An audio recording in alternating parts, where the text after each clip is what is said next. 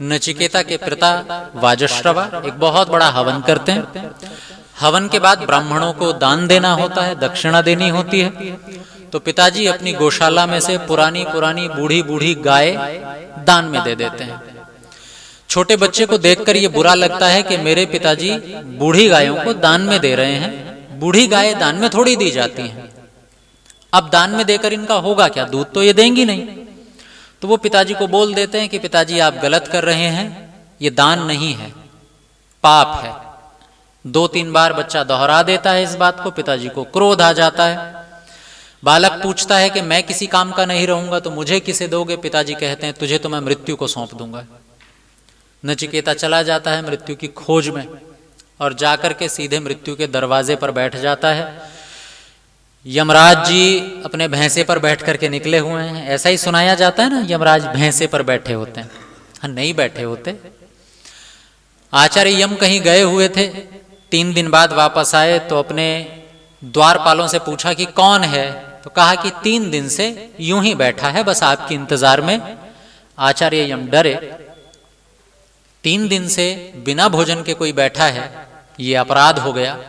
इसके बदले में उस छोटे से बालक को 3 वर दिए और उस छोटे से बालक ने पहले वर के रूप में मांगा कि मेरे पिताजी मेरे कारण दुखी हैं और परेशान हैं, बस वो किसी तरह से पहले की तरह प्रसन्न हो जाए, खुश हो जाए।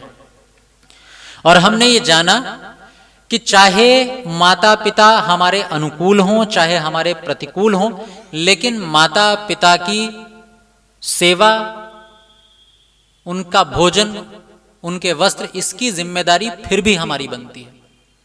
कई बार नया नया व्यक्ति आर्य समाज में आता है तो कुछ 50 बातें गलत जरूर सीख लेता है। होता क्या है कि हम संतुलन नहीं सिखा पाते, अतिवाद बहुत सिखाते हैं।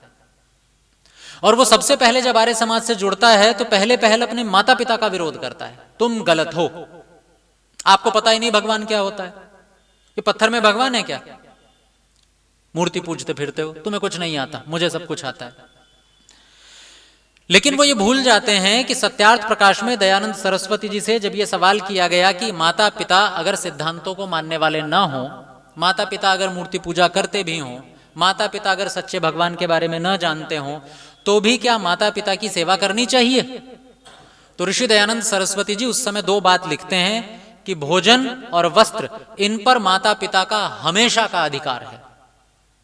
चाहे माता पिता आपसे सहमत हो, असहमत हो, सिद्धांत जानते हो, न जानते हो, पढ़े लिखे हो, न पढ़े लिखे हो, मूर्ख हो, बुद्धिमान हो, माता पिता का अधिकार बनता है कि आप उन्हें भोजन दें, आप उन्हें कपड़ों की व्यवस्था करें और उनके लिए बराबर सम्मान दें। ये जिम्मेदारी है बच्चों की। इसलिए कठोपनिषद कोई उल्टा नहीं जा रही है, या दयानंद सरस्वती जी उल्टे नहीं चल रहे हैं शास्त्रों से। सुनकर के अजीब लग सकता है, पर यहां पर दोनों का तालमेल है। जो बात उपनिषद कह रही है वो ऋषि हिंदी में लिख रहे हैं बस, कि अगर नचिकेता अपने ऐसे पिता के लिए जो बूढ़ी गायों को दक्षिणा में देता है, उसके लिए भी प्रसन्नता की कामना कर रहे हैं, वरदान मांग रहे हैं, तो ऋषि भी यही लिख रहे हैं कि पिता माता कैसे भी हों, लेकिन आपको सेवा करनी है, आपको उन्हें भोजन देना है और ध्यान रखना है। और यहां पर नचिकेता एक और वर मांगते हैं, दूसरा वर, और वो कहते हैं कि मैंने सुना है दुनिया में स्वर्ग जैसी कोई चीज है जहां पर कोई दुख नहीं, कोई परेशानी नहीं, कोई बुढ़ापा नहीं, कोई मृत्यु नहीं। क्या वो स्वर्ग हमें मिल सकता है? तो आचार्य यम कहते हैं हां, मिल सकता है। क्या पर करना पड़ेगा उसके लिए? कहीं जाने की जरूरत नहीं है, जहां तुम हो वहीं स्वर्ग है, बस उस स्वर्ग को तैयार करना होता है। बस आज की चर्चा हमारी इस पर, और फिर तीसरे वर पर आगे बढ़ेंगे। कैसे स्वर्ग तैयार होता है? तो आचार्य यम कहते हैं या इष्टका या अवतीर्वा यथावा, कि 3 ईंटें हैं। जैसे हम एक एक करके मकान बनाते हैं ना, तो पहले नींव में ईंट रखते हैं, फिर उसके ऊपर एक ईंट रखते हैं, फिर उसके ऊपर एक ईंट रखते हैं और भव्य भवन तैयार कर लेते हैं। ऐसे ही हमारा जीवन एक भवन है। देखने में कितना सुंदर लगेगा ये इस बात पर निर्भर करता है कि नींव कितनी अच्छी रखी गई है, मटेरियल कितना अच्छे से लगाया गया है, कितना माप तोल करके ईंट रखी है। आपने देखा है भवन बनते हुए, बिल्डिंग बनते हुए, तो वो जो मिस्त्री होते हैं ना, उनके हाथ में एक डोरी बंधी हुई नीचे लट्टू सा लटका होता है, उसे क्या कहते हैं? हमारे यहां तो साल बोलते हैं, सॉल बोलते हैं थोड़ा, हाँ सॉल ही बोलते होंगे। तो उससे एक नाप ली जाती है, ऊपर वाली ईंट पर लगाकर देखा जाता है कि नीचे 5-6 ईंट जाकर के कहीं कोई संतुलन तो नहीं बिगड़ रहा, ऊपर वाली ईंट बिल्कुल ठीक रखी है कि नहीं रखी है। हल्की सी भी दाएं बाएं हुई तो ऊपर वाली ईंट थोड़ी और दाएं होगी, ऊपर वाली ईंट और थोड़ी दाएं होगी, और ऐसे होते होते पता चला दीवार यहां से शुरू हुई और घूम करके यहां आ गई, बन गई कुतुब मीनार, और कुछ दिनों बाद गिर जाएगी। ऐसा ही हमारे साथ होता है। हमारे जीवन में उम्र तो बढ़ती जाती है, लेकिन हमारी बौद्धिक परिपक्वता नहीं बढ़ती, समझ नहीं बढ़ती है, समझ वही छोटी की छोटी रहती है। और इस समझ को बढ़ाने के लिए मनुस्मृति में मनु महाराज ने एक बढ़िया सा श्लोक लिखा। देखिए, श्लोक से आप सहमत असहमत हो सकते हैं। वर्तमान जो शिक्षा व्यवस्था है, शिक्षा नीति है, हो सकता है इससे तालमेल न बैठे, पर सुन लीजिए। महर्षि मनु कहते हैं, बच्चों को सिखाने का एक ही तरीका है, लालयेत 5 वर्षाणि 10 वर्षाणि ताड़येत प्राप्ते तु षोडशे वर्षे पुत्रे मित्र वदाचरेत। याद कर लीजिए, जो बड़े लोग हैं, जिनके घर में बच्चे हैं, जो माँ बाप बन गए, दादा दादी हैं, लालयेत 5 वर्षाणि, 5 वर्ष तक बच्चों को बहुत प्यार से लालन पालन करें। अगर वो कुछ गलत भी करते हैं तो कोई टोका टाकी नहीं, कारण कि 5 वर्ष तक का बच्चा सोच करके नहीं करता कुछ, उससे हो जाता है। वो बस कोशिश कर रहा है कुछ अच्छा करने की, गलती से हो जा रहा है, पैर लग गया, दूध बिखर गया, जान करके थोड़ी बिखेरा है, उसकी कोई इंटेंशन नहीं थी कुछ गलत करने की। और हमसे सबसे पहली गलती यहीं पर होती है कि हम बच्चे को तब मारते हैं, तब पीटते हैं, तब फटकारते हैं जब उसने जानबूझकर कुछ किया ही नहीं। और ऐसे में बच्चा मन ही मन एक खिलाफत तैयार करता है, उसके लिए माता पिता दुनिया के सबसे बुरे व्यक्ति बन जाते हैं, क्योंकि छोटे बच्चे को सब सुनाई दे रहा होता है, सब समझ में आ रहा होता है, उसे पता है कि मेरी गलती कुछ नहीं थी, मैंने किया कुछ नहीं था, और फिर भी मुझे 2 थप्पड़ पड़ गए। कई बार तो माताओं को ऐसे भी देखा है, हालांकि माएं बहुत कम ऐसा व्यवहार करती हैं, पर होता है कि बच्चा छोटा है, गोद में है, और उससे कुछ गलत हो गया। कई बार तो वो दूध पीते पीते काट भी लेता है।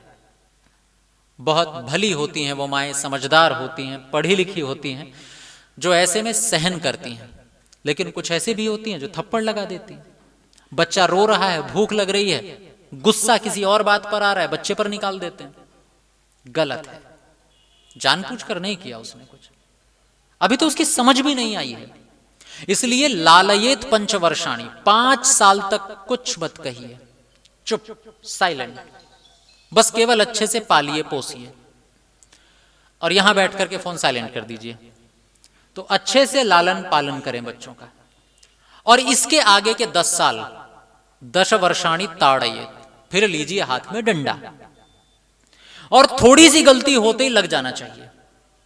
अगर बच्चे ने इसके बाद में कोई गलती की, क्योंकि अब जो बच्चा करेगा वो इंटेंशनली करेगा, अब उसकी बुद्धि थोड़ी थोड़ी जागनी शुरू हो गई है। इसका मतलब ये नहीं कि आप डेट ऑफ बर्थ लिख करके दीवार पर लगा लें, अच्छा अब 2 दिन रह गए, 3 दिन रह गए, डंडा तैयार है, कंट्रोल कर रहे हैं अपने आप को, अच्छा अभी नहीं मारेंगे, अभी तो तेरा जन्मदिन आने वाला है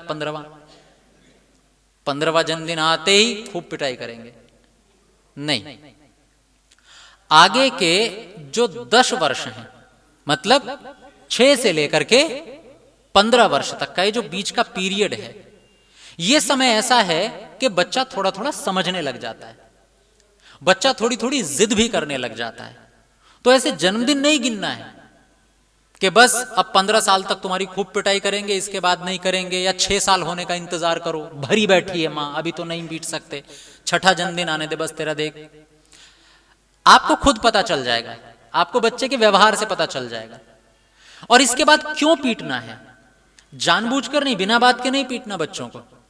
लेकिन अगर गलती करे, आपको लगे कि जिद हो रही है, तो कीजिए। एक मैं आप लोगों से निवेदन कर दूं, बच्चों की किसी जिद को हल्के में मत लीजिए। हमारे आचार्य एक उपाय अपनाया करते थे, जब कभी गुरुकुल के ब्रह्मचारी कुछ मांगा करते थे, हम कई बार कह देते थे, सर्दियों में शाम को एक कक्षा चला करती थी जिसको आत्मनिरीक्षण कहते हैं। सुबह से शाम तक की दिनचर्या सुनानी होती थी, क्या गलती की, क्या अच्छा किया, सब आचार्यों को बताना होता था अपनी तरफ से। तो उसी में 2-4 मन की बातें विद्यार्थी भी कह देते थे। तो कई बार विद्यार्थी कहते थे, जी इस बार सर्दियों में बादाम का हलवा नहीं बना, बनवा दो जरा। तो आचार्य जी हमारे अधिकतर मना कर देते थे, नहीं बनेगा, और मना करके चले जाते थे, शांत, बहुत अधिक प्रतिक्रिया नहीं, बस मना किया और चले गए, नहीं अभी नहीं। और 3 दिन बाद 4 दिन बाद खुद बादाम का हलवा अपनी तरफ से बनवा दिया करते थे। अच्छा, जब बनवाना ही था तो 4 दिन पहले बनवा देते, ये 4 दिन बाद बनवाने की क्या जरूरत है? उसके पीछे गणित क्या था हमें बाद में समझ में आया, क्योंकि खुद बाद में उन्होंने ही बताया कि देखो होता क्या है, अगर आप बच्चे की बात, जब वो समझ हो आ गई है उसको, जब वो हमारी भावनाओं को पकड़ने लग गया धीरे धीरे, अगर उसकी बात सुनते ही आप मांग पूरी करोगे तो उसके मन में ये संदेश डल जाएगा कि हमारी मांग कहते ही पूरी हो जाती है। लेकिन बच्चे को यह महसूस करवाना जरूरी है कि तुम्हारी मांग तुमने की इसलिए पूरी नहीं हुई है, हमें ठीक लगा इसलिए पूरी हुई है, इसलिए तत्काल मना ही कर दो ज्यादा अच्छा है, और क्योंकि जरूरी है तो खुद पूरा भी कर दो। देखिए गड़बड़ कहां होती है, बच्चे कैसे सीखते हैं। आप बाजार गए हैं, बच्चे का मन आ गया किसी चीज पर और बच्चा जिद करने लगा कि हमें ये चीज चाहिए, मुझे, आपने मना कर दिया अभी तो नहीं चाहिए, और बच्चा ऐसे में क्या करता है, वहीं जिद करने लगता है, नहीं मुझे तो चाहिए, मुझे तो चाहिए, क्योंकि बच्चे को पता है आप नहीं दिलाएंगे, ग्राहक जो खड़े हैं और जो दुकानदार है वो सब देख रहे होते हैं, तो आप खुद कॉन्शियस हो जाएंगे, आपको खुद शर्म आ जाएगी और आप उसको दिलवा देंगे। बच्चा इस बात को बहुत अच्छे से पकड़ता है, क्योंकि आप पहले ऐसा कर चुके हैं, इसलिए बच्चा वो उस तरह की प्रतिक्रिया दे रहा है। आप अड़ जाइए, नहीं मिलेगा, जिद करनी है, नहीं मिलेगा। एक बात और याद रखिएगा, कोई भी व्यक्ति उस हद तक जिद करता है जहां तक उसे पता हो कि पूरा हो जाएगा, चाहे वो बच्चा हो चाहे बड़ा हो। अगर उसे पता हो कि ये पूरा नहीं होगा तो कोई भी व्यक्ति जिद नहीं करता, कभी नहीं करता। कभी देखा है किसी गरीब के बच्चे को 2000-3000 के खिलौने की जिद करते हुए? कभी देखा है? नहीं करता। जिसके पिताजी महीने का 8000-10,000 कमाते हैं, उनका बेटा उनकी बेटी कभी भी 2-3 हजार के खिलौने की जिद नहीं करते हैं। उनको पता है कि पूरी हो ही नहीं पाएगी, असंभव है, और जब उसे पता है असंभव है तो जिद करके भी क्या लाभ। तो वो जिद कितने हद तक की करता है? 50, 100, 200, बस इतने तक की, इससे ज्यादा नहीं। हमने महसूस करवाया है कि तुम थोड़ा सा तो जिद करो, हम यहां पिघल जाएंगे, और हम पिघल जाते हैं। मत पिघलिए। उसके बाद अगला स्टेप शुरू होगा, बच्चा रोना शुरू करेगा। कुछ लोग वहां आकर के पिघल जाते हैं, और पिघल गए तो बच्चा वहीं से संकेत ले लेगा, अच्छा ये बाउंड्री लाइन है, यहां आकर के बात पिघल जाती है तो अगली बार रो देना है। आप नहीं रोए, आप रोने पर भी नहीं पिघले, तो उसके बाद बच्चा तीसरा काम क्या करता है? घर आता है, आपसे बात करना बंद कर देता है। कुछ माता पिता वहां पिघल जाते हैं, और वहां पिघल गए तो बच्चे के लिए वो लाइन सेट हो जाती है, अच्छा यहां तक जाना है मुझे, यहां के बाद सामान मिल जाएगा। और यहां पर भी नहीं दिया तो एक चौथा और काम शुरू होता है, खाना बंद। कुछ माता पिता वहां आकर के पिघल जाते हैं, यहां भी नहीं पिघलना। नहीं तो जितना आप उसे बताते जाएंगे कि हम यहां पिघल जाते हैं, व्यक्ति फिर वहीं तक जाएगा, वो हर संभव कोशिश करेगा जहां वो सफल होगा। नहीं, आप पिघलते जाएंगे, वो पिघालता जाएगा। बंद कीजिए इसको, पहली अवस्था में ही रोकिए। सोचिए ये तो इंसान है, चिड़ियाघर के जानवर तक ट्रेंड हो जाते हैं, उन्हें भी पता चल जाता है कि छड़ी किधर घुमाने से क्या होने वाला है। बीरबल की कहानी सुनी है? अकबर बीरबल की तो खूब कहानियां सुनी होंगी। कहानी सुनाने के लिए नहीं बता रहा हूं, प्रेरणा है इसके पीछे। अकबर बीरबल में ऐसे ही एक बार विवाद चल रहा था, और अकबर कह रहे थे कि मैंने तो सुना है कि बकरियां खाते खाते नहीं थकती। सुनी होगी कहानी बचपन में, कि बकरियों को कितना ही खिलाओ खाते जाती हैं, खाते जाती है, खाते जाती है, चाहे पेट फूल जाए पर खाते जाती हैं। कई बार तो इतना खा लेती हैं कि डॉक्टर को इंजेक्शन लगा देना पड़ता है, ऐसी पेट में इंजेक्शन चुभा देते हैं तब गैस निकलती है, इतना खा जाती हैं बकरियां। बीरबल ने कहा नहीं, पेट भरने पे नहीं खाती। अरे बोले तुमने कौन सी बकरी देख ली, बकरी तो हमेशा खाती है। बीरबल तो बीरबल, कहानियों में सुना होगा, एक बार सो बोल दिया उसे सिद्ध करके ही मानेगा। लगा बीरबल को मैंने तो बोल दिया कि नहीं, बकरी भी पेट भरने पे रुक जाती है। अकबर ने कहा नहीं रुकती है, अच्छा चारा डालो खा जाएगी। तो बोले ठीक है महाराज, मुझे कुछ दिन दीजिए, 5-7 दिन दीजिए, उसके बाद मैं सिद्ध कर दूंगा कि बकरी भी भरे पेट पर चारा नहीं खाती, रुक जाती। ले लो 5-6 दिन। 1 दिन 2 दिन बीतते गए, 5-6 दिन बाद बकरी पकड़ के लाया बीरबल। और ला करके महाराज जी के सामने बांध दी कि महाराज अब इसके आगे चारा डालो। बीरबल के खड़ा है वहीं पर, महाराज ने चारा डलवाया और बकरी मुंह ना लगाए उसको, चुप बिल्कुल। और बकरी भूखी है, पेट से पता चल रहा है, पेट पिचका हुआ है बिल्कुल, खाली पेट है, फिर भी चारा नहीं खा रही है, हरा चारा, बकरी मुंह ना लगाए। खूब कोशिश कर ली, हार थक के अकबर ने पूछा किया कैसे ये, मैंने आज तक कोई बकरी नहीं देखी भरे पेट पर खा जाती है, खाली पेट पर नहीं खा रही है। बोले ये बताओ पहले हार माने कि नहीं माने। बोले हार मान गए, पर ये बताओ किया कैसे ये। बोले 7 दिन से यही तो कर रहा हूं। पहले दिन इसके आगे चारा डाला और जैसे इसने मुंह लगाया चारे पर, पीछे से एक डंडा दिया, बकरी हट गई। फिर उसके बाद थोड़ी देर बाद फिर चारा डाला और जैसे ही मुंह चारे पर लगाना हुआ फिर डंडा लगाया। और यही करते आ रहा हूं, जब भी चारे पर मुंह लगाने की कोशिश करती है तभी डंडा पड़ता है। 2, 3, 4 दिन बीतते बीतते बकरी को पता चल गया कि डंडा तब पड़ता है जब चारे पर मुंह लगता है। और बोले अब 7वां दिन है, देखो हिम्मत के चारे पर मुंह लगा दे। इसे पता है चारे पर मुंह लगाने का मतलब होता है डंडा पड़ना, नहीं लगाएगी। जानवर सीख जाते हैं, उन्हें भी संकेत समझ में आ जाते हैं, बच्चों को क्यों नहीं आएंगे। इसलिए महर्षि मनु कह रहे हैं, मैं नहीं कह रहा हूं, ताड़येत 10 वर्षाणी, 10 वर्ष 6 से लेकर 15वें वर्ष तक खूब पिटाई करो। कौन सा साल चल रहा है, कौन सा साल चल रहा है? हाँ जी 11, 12, डरते डरते बता रहे हैं। माता पिता तो नहीं बैठे आप लोगों के यहाँ, तो आपको डरने की जरूरत नहीं है। पर सच बात यही है कि बच्चा इंटेंशनली गड़बड़ करता है उस समय, और उस समय उसे सुधारने की बहुत जरूरी है। यहीं से शिक्षा शुरू होती है। लेकिन इसके बाद देखिए कितनी छूट देते हैं। प्राप्ते तु 16 वर्षे, केवल 16 साल की उम्र में पुत्रे मित्र वदाचरेत, अपने बच्चों से ऐसा व्यवहार करो जैसा आप एक मित्र के साथ करते हो। सरकार क्या धनिया बेचती है, क्षमा कीजिए मैं ऐसी भाषा बोलता नहीं हूं, लेकिन सरकार आपको कितनी छूट दे। 18 साल में वोटिंग का अधिकार देती है ना, 18 साल में आप वोट दे सकते हो, यानी 18 साल में आपको सरकार मैच्योर मानती है। महर्षि मनु 16वें साल में मैच्योर मान रहे हैं एक बच्चे को, 18 नहीं 16वें साल में ये अपेक्षा करते हैं कि बच्चा अपने माता पिता से मित्र की तरह रह सकता है। और ये अपेक्षा गलत नहीं है। जिस समय अभी शिवाजी की बात हो रही थी, हमारे संदीप जी कर रहे थे, शिवाजी की उम्र कितनी थी जब वो गद्दी पर बैठे थे?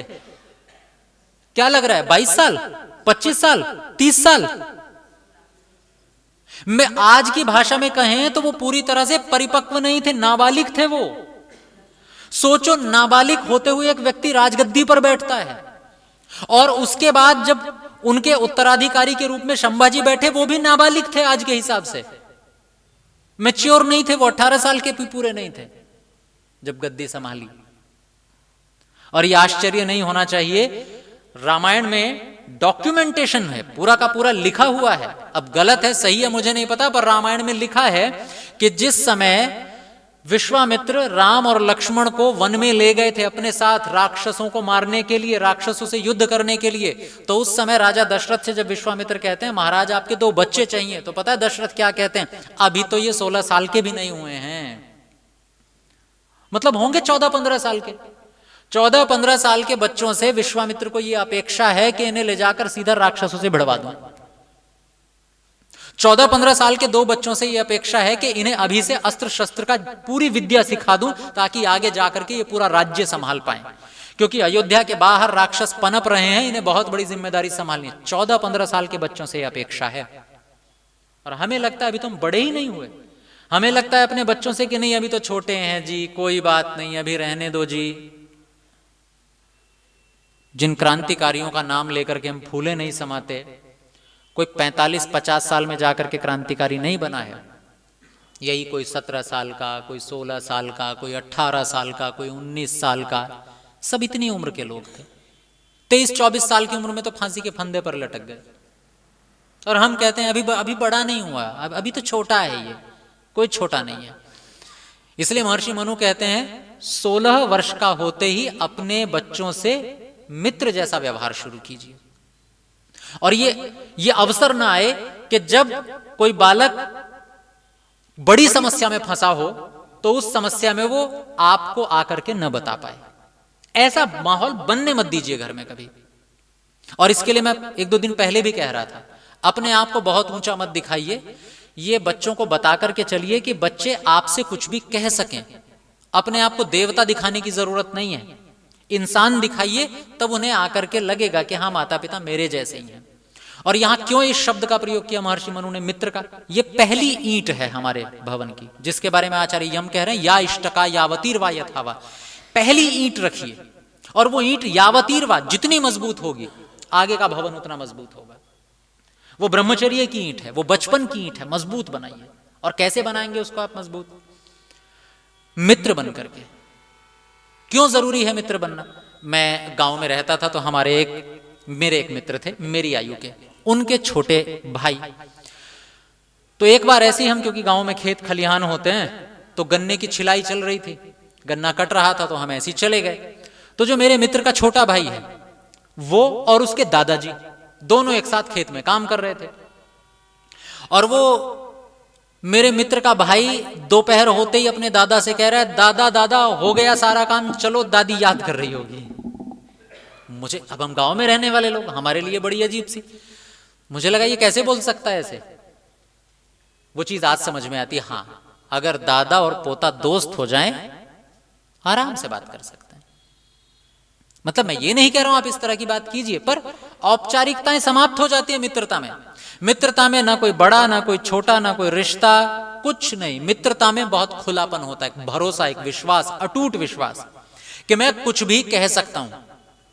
अच्छा सोच कर देखिए, आपके साथ कुछ बहुत गड़बड़ हो जाए, या आप कुछ गलती कर दो जीवन में। बहुत गलतियां करते हैं ना हम जीवन में, कई बार हमसे चोरी हो जाती है, कुछ ऐसी गलतियां हो जाती हैं जो हम कह भी नहीं सकते। वो सारी गलती हम जाकर के अपनी माँ को बता देते हैं। लेकिन कुछ ऐसी भी गलतियां होती हैं जो माँ को भी नहीं बता पाते। वो किससे जाकर बताते हो? वो अपने दोस्त को जाकर के बताते हो, क्योंकि आपको पता है कि दोस्त आपको जज नहीं करेगा, सुनेगा पहले आपकी, और फिर कहेगा कि मैं तुम्हारे साथ हूं। मुझे याद है कि मैं अजमेर से दिल्ली और दिल्ली से घर जा रहा था बिजनौर। अब दिल्ली से सीधे कोई बहुत अच्छी ट्रेनें नहीं है, 1 या 2 ट्रेन है। एक ट्रेन है दिल्ली से, वो रात को 2 बजे बिजनौर स्टेशन पर पहुंचती है, रात को 2 बजे।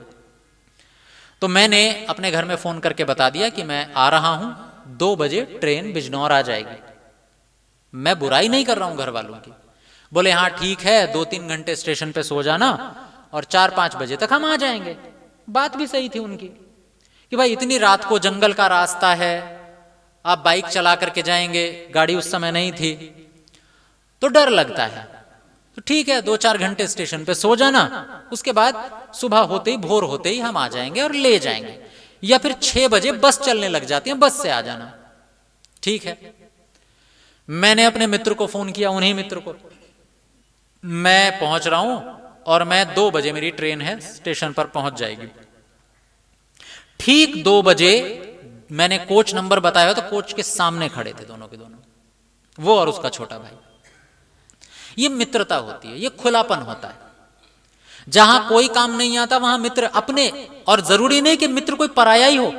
हमारा अपना सगा भाई हमारा मित्र हो सकता है, अगर हमने मित्रता विकसित की है, डेवलप की है। हमारे अपने पिता हमारे मित्र हो सकते हैं, हमारी माँ मित्र हो सकती है, हमारी बहन मित्र हो सकती है, कोई भी हमारा मित्र हो सकता है, दादा परदादा भी मित्र हो सकते हैं। मित्रता बनानी पड़ती है। इतना अच्छा संबंध है मित्रता का, बहुत खुलापन होता है। लेकिन हम माता पिता बहुत दूरियां बढ़ा देते हैं बच्चों से, औपचारिक ही बातें करेंगे। मुझे अच्छे से याद है, आप अगर थोड़ा सा उसे पॉजिटिव अर्थों में लो, तो एक ऐड देखा था मैंने, एक विज्ञापन देखा था, मुझे आज तक वो विज्ञापन यहां जहन में भरा हुआ है। आप बच्चे हैं लेकिन उसको बहुत सकारात्मक रूप में लीजिएगा। बालक आया, पढ़ रहा होगा 6ठी 7वीं में, और आकर के एक कॉपी लेकर के बैठ जाता है, खोल करके बैठता है, बहुत परेशान होता है, लिखता रहता है। फिर एक तरफ रख करके पूछता है, पिताजी पिताजी, मैं क्षमा चाहता हूं फिर से, पर क्योंकि आप सब समझदार हैं, आपसे कुछ छिपा हुआ नहीं, पिताजी पिताजी ये सेक्स क्या होता है? हक के क्या पूछ लिया बच्चे ने। मां की तरफ देखें, अपनी तरफ देखें, और सन्नाटा एकदम, चुप, कमरे में जाओ, पढ़ाई करो अपनी। अब वो बच्चा फिर फोन तो सबके पास होते हैं, फोन पर गूगल पे सर्च करता है, पता नहीं क्या उठपटांग सर्च करता है वो, और आपको पता है ये वर्ड डालोगे तो क्या आएगा, आप सब जानते हैं, क्या कचरा परोसा जाएगा आपको सबको पता है। अब वो सर्च कर रहा है, सर्च करके उसे भी असहज लगा, रख दिया, सो गया। पिताजी आए, किसने सिखाया इसे, ये आपस में बात कर रहे हैं दोनों माता पिता, कहाँ से सीख कर आता है, हम ये थोड़ी सिखाते हैं। कमरे में जाते हैं, देखते हैं तो बच्चे के पास में कागज पड़ा है और वो फॉर्म है एक, उस फॉर्म पर नाम, पिता का नाम और आपका मेल है या फीमेल, उसके आगे लिखा हुआ था आपका लिंग क्या है, आप पुरुष हैं या स्त्री, अब अंग्रेजी में लिखा हुआ है। तो उसने पूछ लिया यहाँ क्या भरूं मैं, मुझे पता है मेरा नाम क्या है, फादर्स नेम पता है, मदर्स नेम पता है, ये नहीं पता मुझे ये क्या बला होती है। उसने जाके पिताजी से पूछ लिया ये क्या होता, क्या भरूं यहाँ पर, कोई जवाब नहीं मिला। जब आप जवाब नहीं देंगे तो बच्चा दो चीजों से पूछेगा, या तो अपने दोस्तों से पूछेगा, और दोस्तों से भी उसे कई बार अच्छा सुनने को मिल सकता है, कई बार उसे बहुत कुछ बुरी बातें भी सीखने को मिल सकती हैं, वो तैयार बैठे हैं सिखाने के लिए। या फिर वो गूगल महाराज से पूछेगा, और जब वो गूगल महाराज से पूछेगा तो गूगल महाराज उसे 2 अच्छी और 20 बुरी बातें बताएंगे। हम तैयार हैं इसके लिए, पर नहीं, हम अपने ही दायरे में बंधे हुए हैं। इसलिए पुत्रे मित्र वदाचरित, बच्चों से मित्रता का व्यवहार कीजिए, हो गई आपकी पहली ईंट तैयार जीवन की।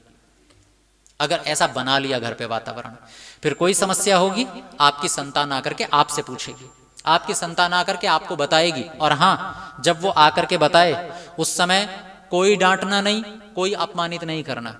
यहां आप श्री कृष्ण से प्रेरणा ले सकते हैं। श्री कृष्ण जब युद्ध के मैदान में खड़ा है और हाथ पैर कांप रहे हैं उसके, तो उसने श्री कृष्ण से पूछा, अर्जुन ने श्री कृष्ण से पूछा, क्षमा कीजिए, अर्जुन कहता है मेरा मन बहुत चंचल हो रहा है, चंचलम ही मनः कृष्ण प्रमाथि बलवद दृढ़म तस्या हम निग्रहम मन्ये वायोरुव सुदुष्करम। श्री कृष्ण मेरा मन बहुत चंचल है, मेरी पकड़ में नहीं आ रहा है। आज के आम गुरु होते, माता पिता होते तो क्या कहते थे, तुम्हें अपना मन ही नहीं संभाला जा रहा, तुम्हारी उम्र में हम थे तो बैठकर ध्यान किया करते थे, तुमसे छोटा सा मन वश में नहीं आ रहा, क्या करोगे तुम बड़े होकर के, क्या बनोगे तुम बड़े होकर के। 4 ताने मारते, फिर थोड़ा सा समझाने की कोशिश करते। लेकिन श्री कृष्ण को देखिएगा, पता है वो क्या कहते हैं, अगला ही श्लोक है, असंशयम महाबाहो, तुम ठीक कह रहे हो, असंशयम, कोई शक की बात नहीं है कि मन चंचल है, तुम पापी नहीं हो, अपराधी नहीं हो, मेरा भी होता है, मेरा भी हुआ है एक समय में। असंशयम महाबाहो, सबसे पहले उसको सहज कीजिए कि वो जो समस्या लेकर के आया है वो कोई दुनिया से अलग की समस्या नहीं है, वो इसी दुनिया की समस्या है। हर व्यक्ति उस समस्या में घिरा हुआ है। इसलिए जब हमारे बच्चे हमसे अपनी कोई समस्या बताएं तो उसे दुनिया की अनोखी समस्या मान करके टालिएगा मत, सबसे पहले उसे ये कहिए, हाँ तुम ठीक कह रहे हो, मेरे साथ भी हुआ था ऐसा, और क्यों हिचकिचाना इस बात से, हुआ था तो हुआ था, हम भी उन समस्याओं में आए हैं कभी ना कभी, हमसे भी वो अपराध हुए हैं कभी ना कभी। असंशयम महाबाहो मनः दुर्निग्रहश्चलम, तुम ठीक कहते हो, मन बड़ा चंचल है, तुम्हारा अपराध नहीं है इसमें, लेकिन हाँ उपाय बता देता हूं जो मैंने अपनाए थे, शायद तुम्हें भी काम आ जाए।